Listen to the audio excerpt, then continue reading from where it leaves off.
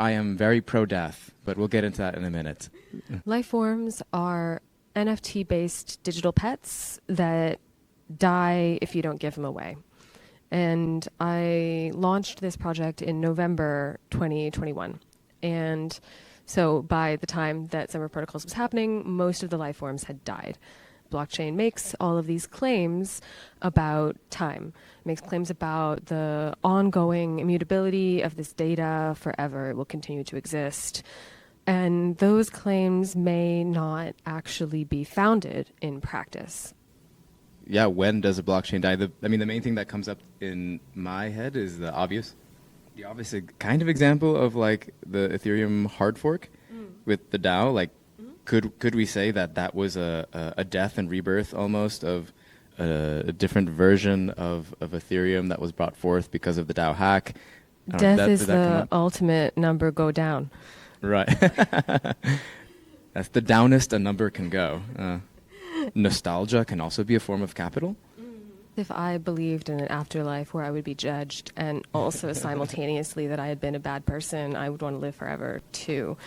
Death is a decision and also a product of cultural consensus. Hey guys, what you're about to watch is one of the many interviews I took during my time in Thailand for Devcon 2024. I was in the country for a total of over a month and got the opportunity to meet a bunch of really cool people and interview them in person.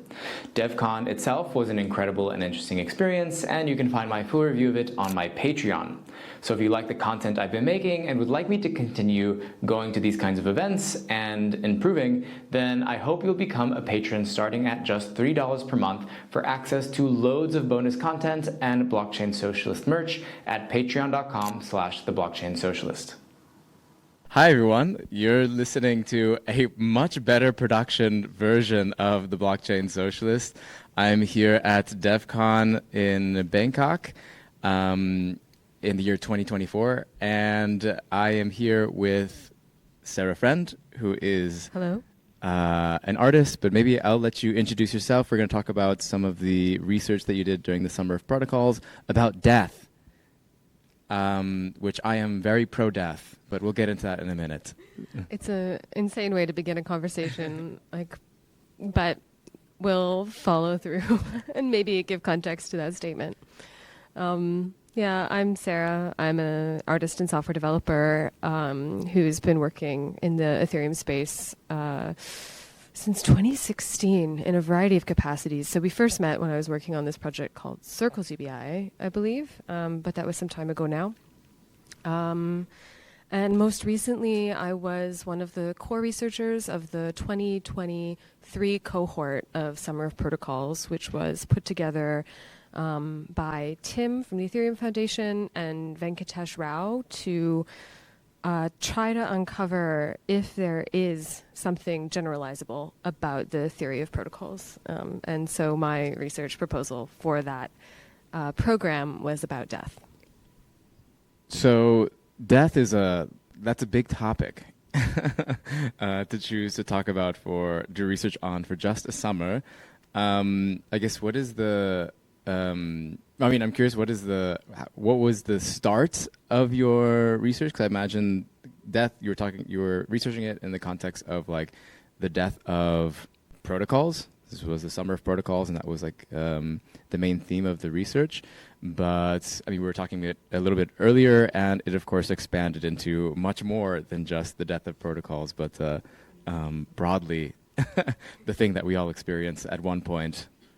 Except for Brian Johnson, maybe one day. Yeah, well, we'll see if he gets his wish.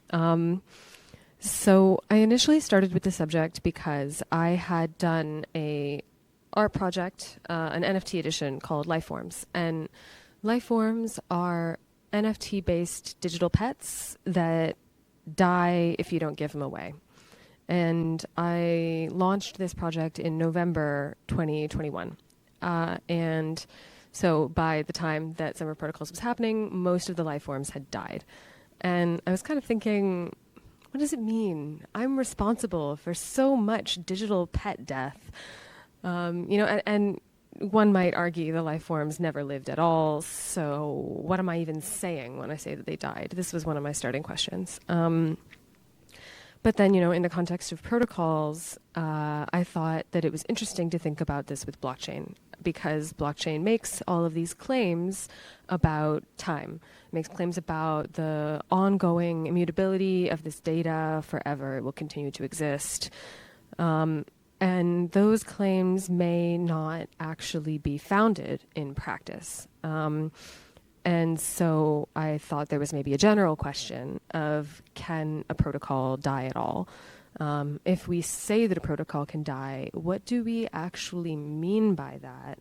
What do we mean in general when we use death as a metaphor in these digital contexts? But it's true that once starting to do this research, I was kind of like, what do I know about death in general? What do I know about human death? And as is so often the case with big research subjects, once you start to learn more about it, what you realize very soon is just how little you know. So, for example, you might imagine, do we know when a human dies? To be a simple question, but in fact, no. The answers to that question are different in different cultures, have been different in different times, and can even be different from different perspectives within the same place now.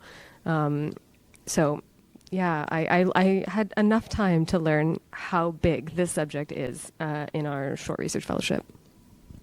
Nice, yeah. So I was also an owner of a life form for a little bit. It unfortunately died. I'm sorry. Because many such cases. Yeah.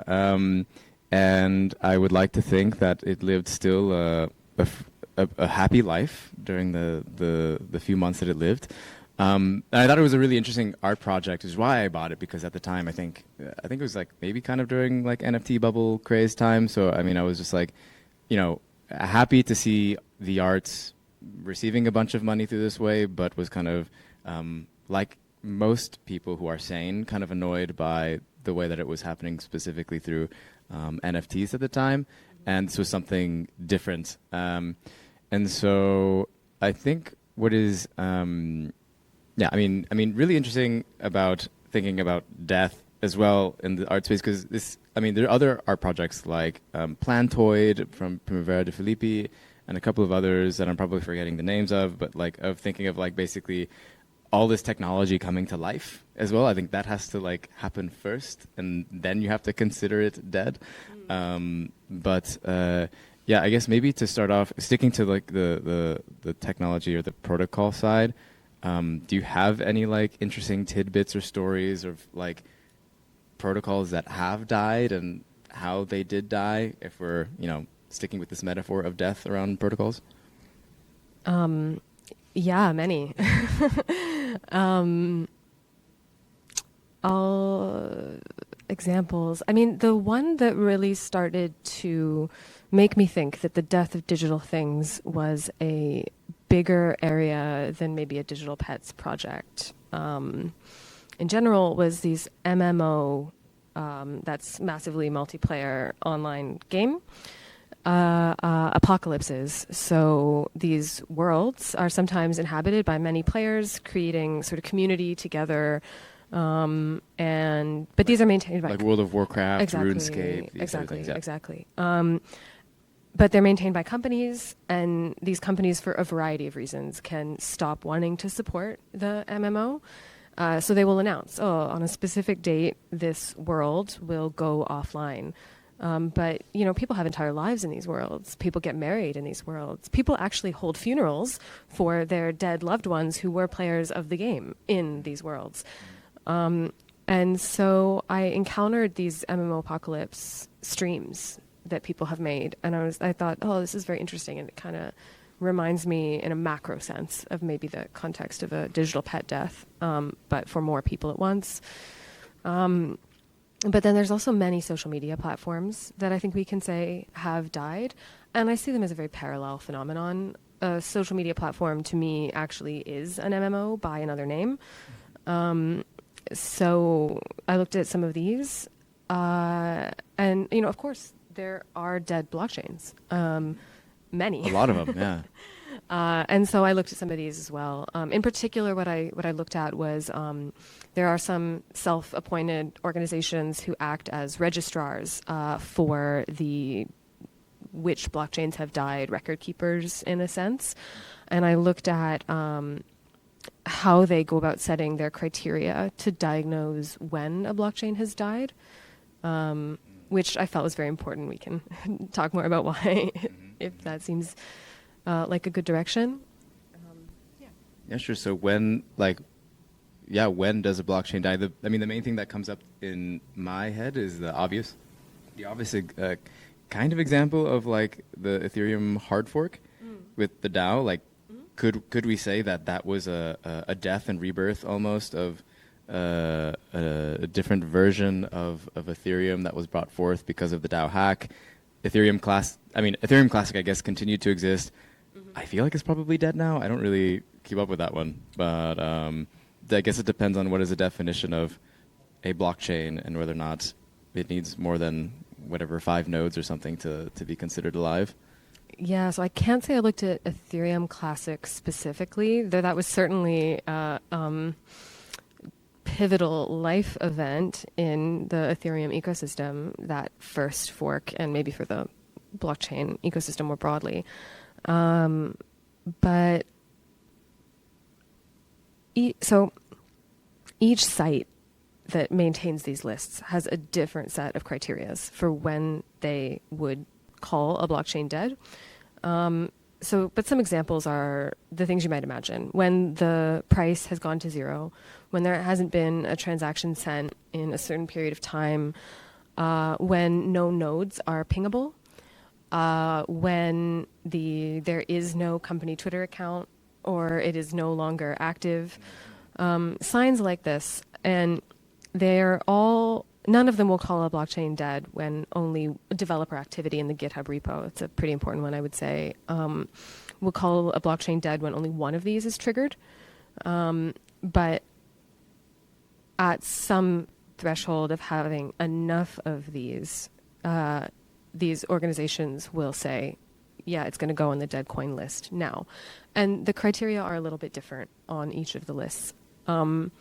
But this is very interesting because we actually do the same thing in a medical context when we're diagnosing the death of a human body.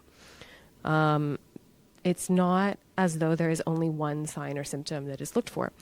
A doctor will observe several things. There's sort of a list of them that they might look for.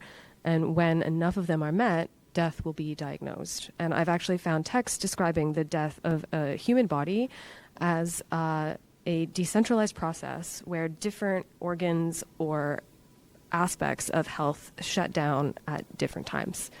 So, for example, with human death, you might look at, does the eye refocus when light is shined in? Are they breathing detectably? Things like this, but they're all observed independently. So it's actually kind of interesting. And one of the things that I named as an output of the research is that I think that death is a diagnosis. I think that it's a process that doesn't happen immediately in an instant. And also that I think it takes the shape of a decision. It might feel like a fact, but instead we have kind of social consensus around the criteria that have to be met before we transition something in our sort of ontology of the world to deadness. And I think this is true of both blockchains, MMOs, and humans. Right. So I found it really interesting the data points that you mentioned that people checked and whether or no a chain is dead or not, like the price and things like that. One of the things that has been on my mind that I don't really know how to like fully articulate yet maybe is that, one, the kind of mental framework that I like to think about capital is as like an egregore or like a thing that is like that is made into life, and we are almost like bodies doing its will by accumulating more capital and therefore creating it. And therefore when I think about the blockchain space where, I mean, proof of work, proof of stake, most of these consensus mechanisms are embedded with this assumption of like, you're going to make more money if you keep it alive. It's like it is like a literal physical digital manifestation of like an egregore of us like coming together and like we will will this to be because we're all making money off of it. I don't know, it's like there's something like blending together of different complicated things that I don't know how to articulate quite yet, of like capital being alive, but also this being therefore a metaphor or a mental model in which we think about life and death itself often in ourselves. So I mean, this getting to the point to the longevity freaks, I'm sorry. People who are really into living forever or like finding ways to extend their life. I mean, broadly, I think it's fine to extend your life and like have a healthy, happy life. I think the part that, at least for me, goes a little bit too far is like thinking about immortality as like a goal for something that people should strive for everyone. I think is maybe something that needs to be questioned a little bit more. But so like I think part of the I imagine part of the research, like why you went after it as well, is also because there are not just a lot of dead blockchains, but also like a lot of dead DAOs and like other types of projects that people, I think, try to like there's just like oftentimes in these groups like a few core people who like want to keep it going and keep it alive, and then I don't know, and we tend to create these groups and organizations in which we have no plan for death. Like I just listened to a talk from Left Terrace where he was saying that like I was in that talk too. Yeah. Spicy. So I agree to a certain extent of what he said about like making an organization or a group that has a goal to do something and then it dies. But that is something that is like seems very antithetical to the way people make organizations broadly in the crypto space, and I think in part because of investment logic. Investment logic is that you portray a future in which people in that future are going to be wealthier than they are today or better off than they are today. And therefore it can't, if you know that it's going to die at some point, then you can't invest in it. Death is the ultimate number go down. Right. That's the downest a number can go. Yeah, I think that, all these things are very related. And I definitely thought about this during the Summer Protocols season because, I mean, in the blockchain industry, there's all of this talk about time and permanence, and it's so clearly fallacious. And I was like, why? And I don't think it's a coincidence that there is so much attention on or participation in the longevity movement from the same community. I didn't dive into this in too much detail in the paper, but one of the things that I was considering is, we often talk about technology as an extension of the body. This is coming from Marshall McLuhan. All technology extends the body in some sense. And what is the maximally extended body? If we could extend the body as much as possible, it would surely be immortal. It would surely be an immortal body. So to some extent, like, is the ultimate end game of the technological project of the West immortality? Under this framework from which technology has perhaps been developed and conceived of for some time. And this is very interesting and questionable. And I think it's absolutely an economic assumption that needs to be made that things will continue to exist, because if we didn't believe that they will, then, we have no reason to believe that they will continue to be valuable, at least under the current assumptions of our economic system. I also think it's really interesting that you spoke about egregores, because one of the accidental questions that I revealed to myself in the research was, if you're going to talk about death, all of a sudden, actually, you're talking about life. Like, what is life? What characterizes life? If we're talking about a digital thing, like a social media platform or a video game, like, what is the nature of that life? And one thing that I thought was lacking in many of the blockchain descriptions of this is The thing that gives the blockchain or MMO liveliness is the activity of community members who are part of it. It is the, I think, emotional attention that is spent on it by people who are using it. And two of the things that I looked at that are, I think, part of this are people using it in unexpected ways socially. So, marriages on the blockchain, memorials on the blockchain, people sending each other small messages that aren't actually about capital at all. That is one of the best indicators of life that I could find. And one of the other ones is discussion of the system that may or may not die in places that are not obviously about it. So are there active community forums kind of separately and completely outside of the protocol itself? You can tell if an MMO is alive because so many people are posting on Reddit about it, not even if they're logging in every day. And so there's like this intangibility, like the life of the protocol or the world is not even in the world. It's somewhere else. It's outside of it. And I think that it's very difficult to name it. Clearly, we only see it in glimpses. And I don't know, egregore is like a good framework for thinking about this. It's loved into existence, perhaps. Interesting, yeah. Yeah, there's a lot I wanted to pull on there. I'm trying to pick like what is the right one to go on first. I mean, like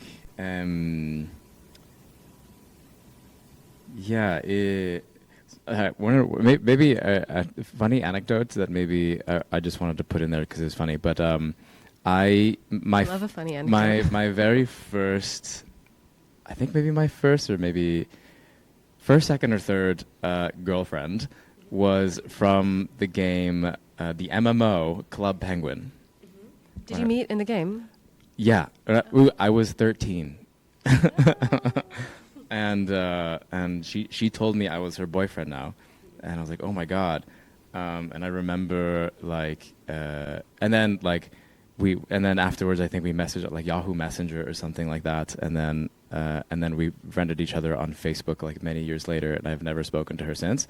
But I think there was something very like I remember watching at least a recording of the stream of like Club Penguin ending, and like the feeling of like a bit of my life happened there, yeah. Even though it was like kind of a very silly thing that happened. But yeah, I remember just feeling it was like us. And then thinking about like the other platforms like MySpace, of course, I had that as well. But then I think they lost a lot of like people's data or something like that, or profiles. I don't know. I think they did too, and I'm personally glad about this. I'm very happy about that. But yeah, I just kind of wanted to look at it one more time before it went up, but I haven't. Yeah, I remember I had the music player on the thing. Anyways, like a lot of our lives happen in the digital now. And they are inextricably, at least for the most part, like tied to capital and someone else making money. And as soon as someone else is not making money, more or less, then our lives are, at least the record of our lives are gone, for better or for worse. Yeah.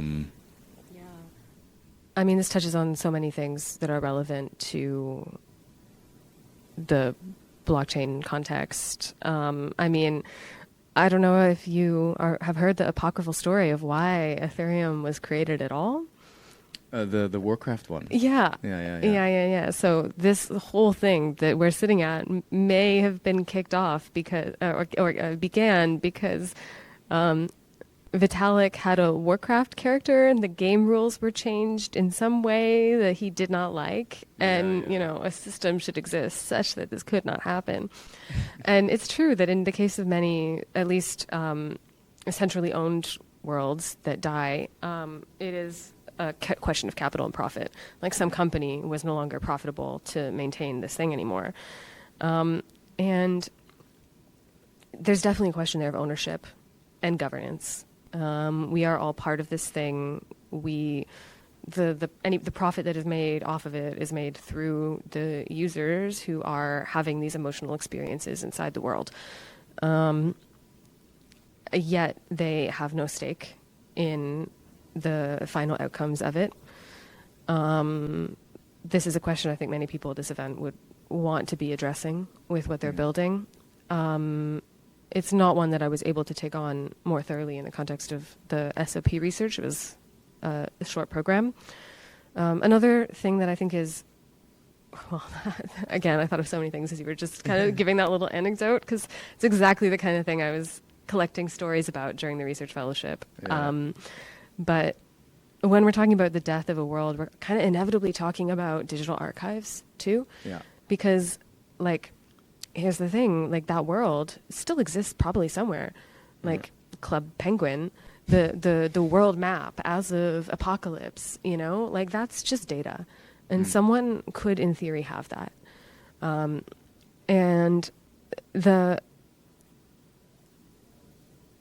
it's kind of interesting, like, what is the meaning of that data in relationship to the world that you participated in? Because, you know, you could possibly emulate the entire system and reload it and go there, but your girlfriend from when you were 13 wouldn't be in the game. Like, you wouldn't be able to log in and have the same kinds of interactions you had. And so I think it really speaks to the failure of a lot of archiving of digital places and spaces, which I think is very interesting. And then there's maybe a follow-up question, which is touched on by the MySpace example, which is that the question of deletion, you know, or maybe the flip side of it might be memorialization. So the opposite of the longevity movement is probably instead death acceptance.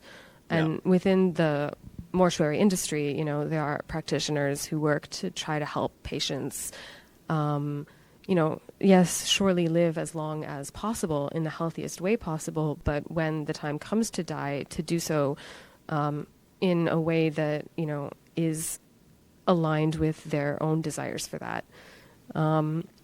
And so there's a lot of talk about, like, the right death or a good death, for example. And so maybe the digital world context or version of a good death might be like right deletion, deleting the right things at the right time, turning off or shutting down protocols intentionally when they're no longer serving their use case.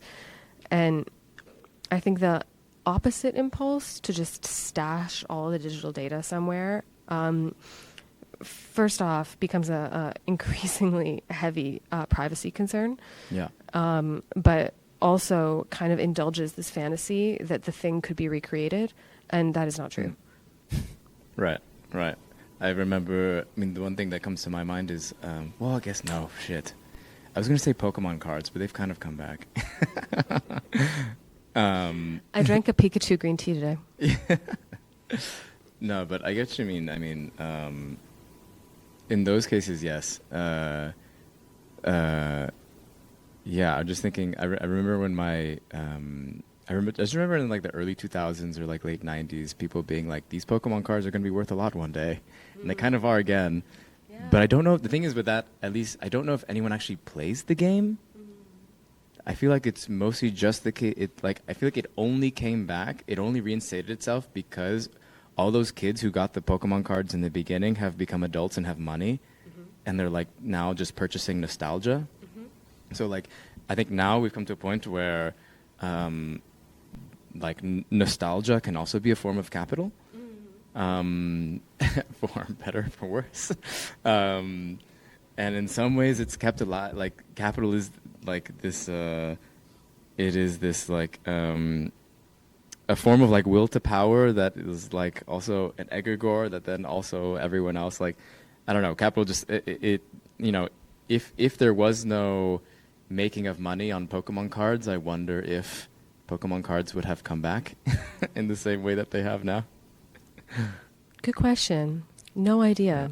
But I was chatting with someone recently about kind of a related question, which is how in the fashion cycle, we're Yeah. often reliving like 20 years ago, you know? Mm-hmm. And they were proposing that the reason is that we now have young adult consumers who were children at a certain Yeah. time, and they're able to enact the fantasies of how to Right. dress and be that they weren't when they were kids. Yeah. So that's why we have this nostalgic 20-year fashion back cycle. I don't know if this is true. It's certainly interesting to think about. Yeah.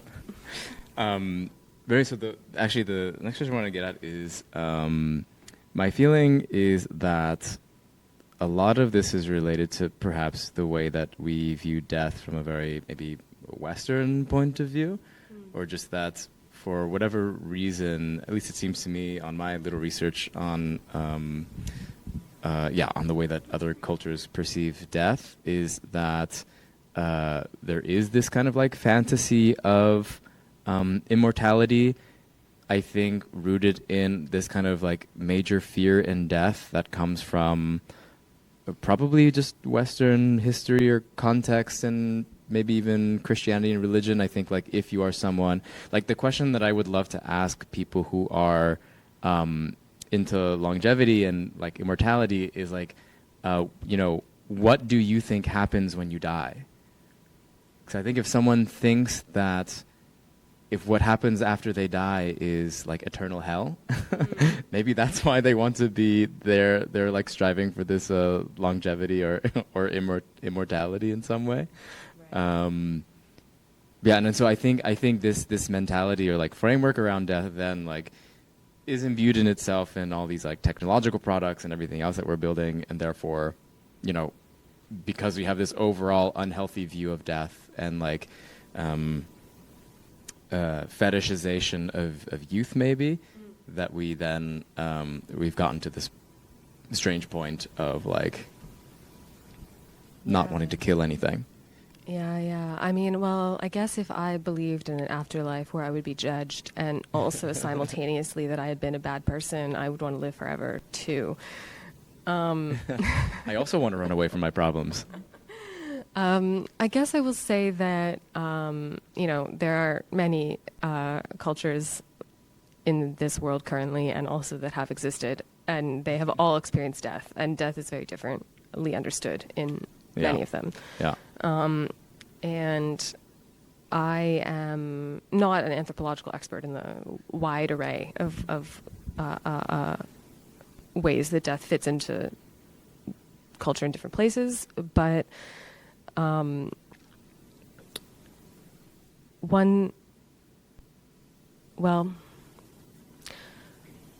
guess two things. One example or category of understandings of death that I thought were particularly interesting were understandings of death that are extremely decoupled from the death of the body. So, for example, this would be within religious practices where death is maybe not understood to have happened for perhaps many years after a person's body has died, as we would name it today in Western medical science. They're not really dead until a whole variety of rituals have been undertaken, which require time. And I thought this was most interesting because it's kind of a limit case on how death is a decision and also a product of cultural consensus. So in some places, that person will not actually be referred to with language as dead until the final set of activities have been concluded. And this is kind of extremely interesting in terms of unpacking this medical understanding of death. Like there are also these social and religious layers, and which is the sort of real self kind of becomes the main question. Another thing that is coming to mind as we talk is from these anthropologists who actually do study death rituals in many, many different places. And what they said that I found really, really powerful is that there's an incredible diversity of death rituals and reactions to death around the world. And it is specifically the lack of the diversity of those death rituals that speaks to the universality of death. And I found that to be extremely maybe comforting, you know, as we might be experiencing death in our personal lives, or death of worlds we loved, or things like this. There's a tremendous scope of responses to it that have precedent somewhere. Right. Yeah, I've definitely done. I minored in anthropology. I don't know if that counts. As did me you being an study anthropologist. death at any point? I mean, it came up definitely, and yeah, I think one of the things that I found really fascinating in these other types of, just whatever different indigenous cultures in various places is that they viewed, I mean, not just death, but like a lot of different things, of course, very differently than we do today, including, you know, and things that would be seen as like very strange for us to do with our our ancestors that have, or like whatever, like our loved ones who have died, like we wouldn't probably do some of the things that many of these cultures would do, but in their like mental model of the world is what makes sense. And actually what's very strange is how often very sanitized the way we try to look at death is as something that like we keep very separate from us, or like keep such a distance often. And I mean, what I'm talking about specifically, like, you know, death of loved ones and death of relatives. Yeah, but maybe to kind of start rounding it off, what do you have any like suggestions for how to have a good death in protocols and like and how to plan for that? Because I think part of the issue is that because we don't imagine things dying often, so we don't even really like plan for that potential to happen, which is I think what causes many like big messes in the crypto world. Probably is that like people are like, you know, we have this plan for going to the moon, but we don't have a plan for when numbers go down. Yeah, a few. And I mean, first off, like, what is a good death is a question that you can research, but you're going to encounter many different answers for it. Many of them say, though, you know, to know that it is coming, to set an intention for it that is then enacted. And so I think both of those aspects of the way people sometimes talk about the death of a person can apply to a protocol as well. I think that if the system has a decision maker in it of some kind, be that a company, or maybe it's a DAO, or maybe it's some kind of more complex governance process, it might be useful to interrogate or consider before the death moment, or even before there's an existential threat to the system, could that governance process face the kind of ultimate question? And if so, how would that look? I think that, you know, I've heard people describe the ultimate test of a governance system's legitimacy be if the system undertook an action that you personally did not agree with, would you still believe that the action was undertaken legitimately? Questions like this are worth sort of putting to the question of the death decision before it comes. Another thing, I think, would be to kind of consider the life that is in the protocol, or the world. What is it? Which parts of it need to be remembered? Which parts of it would be better forgotten or memorialized in some other way? People write wills about where they want their belongings to go.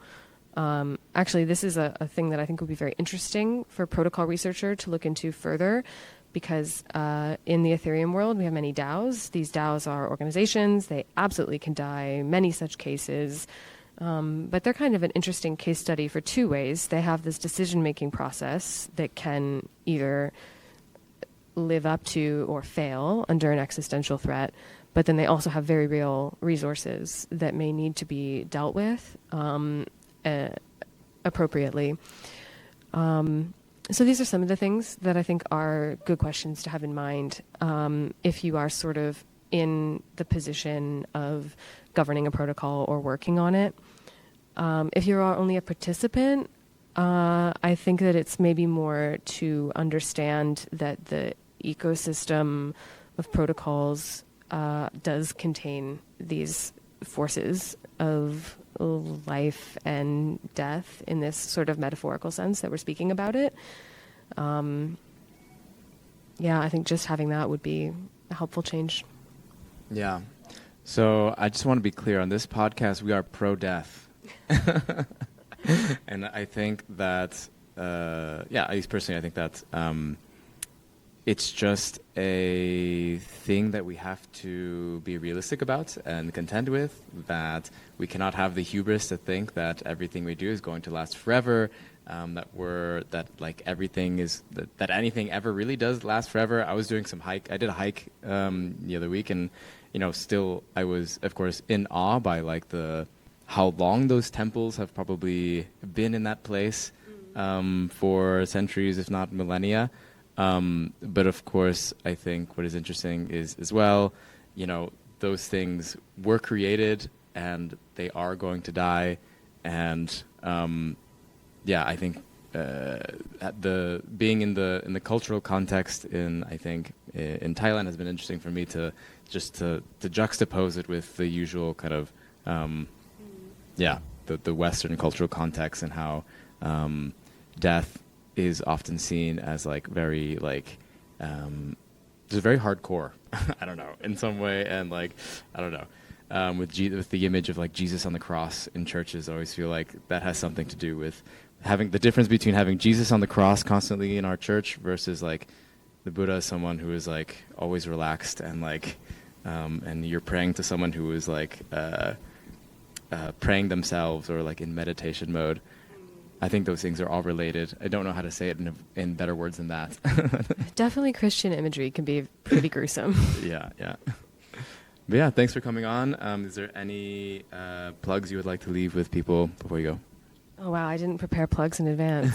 Thank you for having me. It's been a pleasure. I've only shared a little bit of what I looked at and thought about. So I guess the main thing I would plug is, if this was interesting to you, there's a longer and probably more coherent version in a paper that was released in August of this year. And that's available on the Summer of Protocols website. And there's actually a lot of other really interesting research, different aspects of protocols covered, protocol fictions written by other participants. So I think there's a lot of really great work that's come out of the program, and it has been new, not engaged with fully. So definitely check that out.